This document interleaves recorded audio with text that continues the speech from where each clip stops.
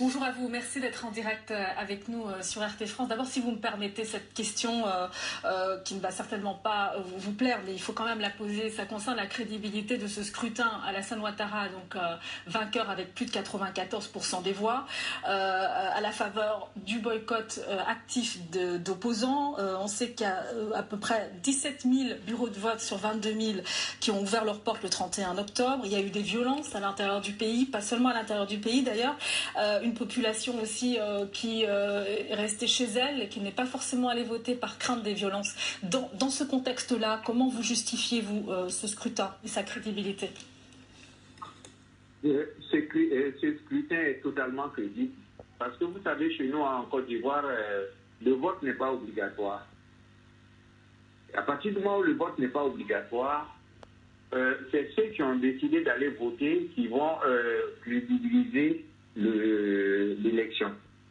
Donc ça, c'est la première observation que je voudrais faire. Les dictateurs. Maintenant, la deuxième, je voudrais vous dire que... Partagez la vidéo, s'il vous plaît, famille. N'ayez pas tendance à dire que parce qu'il y a des opposants qui ont empêché le vote dans certaines zones, ce qui est anti-démocratique et qui va à l'encontre des règles, des bases de la démocratie, ce n'est pas parce que quelques opposants ont pu le faire que vous allez remettre en cause dans vos éditoriaux la qualité du vote qu'il y a eu en Côte d'Ivoire.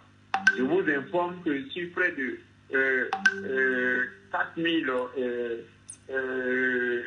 lieux, du moins 12 000 lieux de vote, il n'y a eu que peut-être 50 zones qui ont été perturbées. Alors à partir de cet instant, je peux vous dire que pour nous, le vote est crédible, il est accepté par les Ivoiriens et plus de 3 millions et quelques de personnes sont allées voter. Toi, tu es malade. À partir de cet instant, on peut considérer 3 millions d'Ivoiriens. Oui, le président Alassane Ouattara a été élu confortablement par les Ivoiriens qui, de manière majoritaire, lui ont donné les 14%.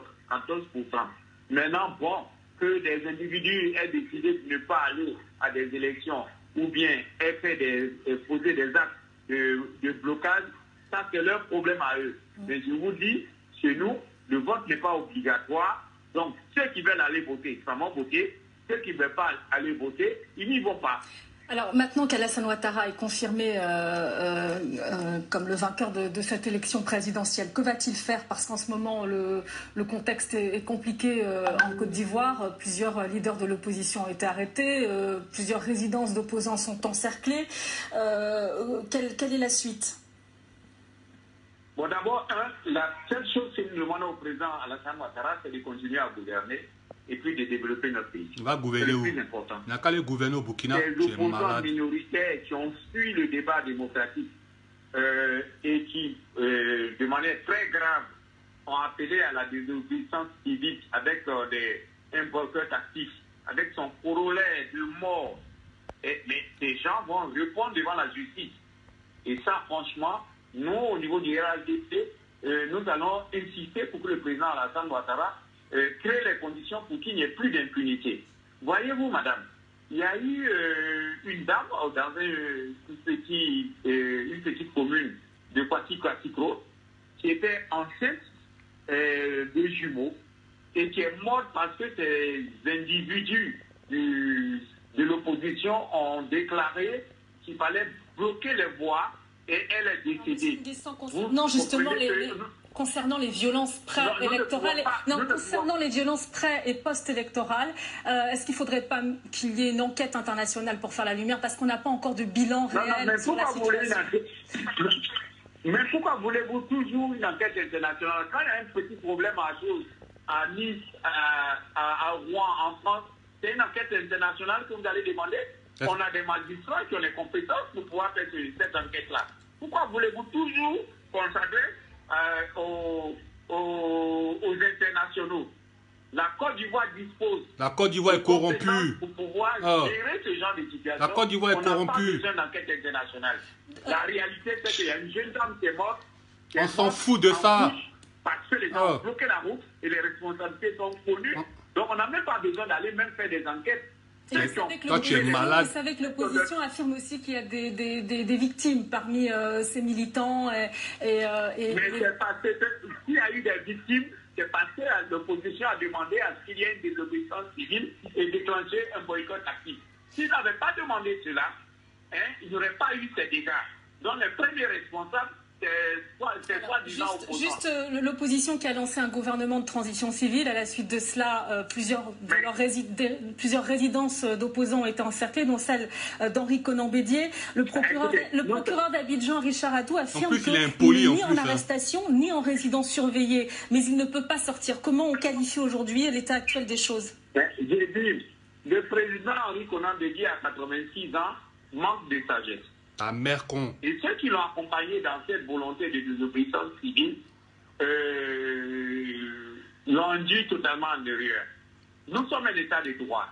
Le président de la République s'appelle Alassane Ouattara.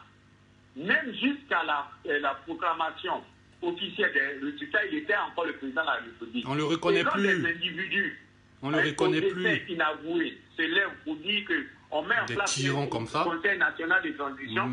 Vous comprenez que ces personnes-là doivent être traduites devant la justice. On ne peut pas s'amuser. On est un État de droit. Alors, Madame Nguessan, est-ce que vous pouvez rassurer ces avocats parce qu'ils n'arrivent pas à le joindre? Il a été arrêté.